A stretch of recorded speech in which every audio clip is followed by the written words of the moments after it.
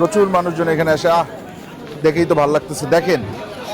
আচ্ছা, এই যে আপনার উপরে যে ছোট ছোট দানা দেখা যাচ্ছে, এটা কি মুগ ডালের দানা? 22 কেজি চাল, 1 কেজি মুগ ডাল আর 40 কেজি মাংস দিয়ে একটা হাঁড়ি 1760 প্লেট আসে, আর প্রতিদিন প্রায় 3.5 লক্ষ টাকা সেল হয় দিশাদের হিসাবে।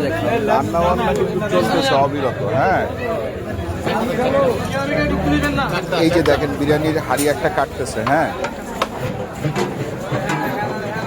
আরে বাবারে, নল্লি পাওয়া গেছে রে, কপাল খুলছে। তাইলে এবার যদি একটু আসলাম বাইরে পাওয়া যায় তো। এই হচ্ছে 200 টাকা, এই হচ্ছে গিয়ে 300 টাকা।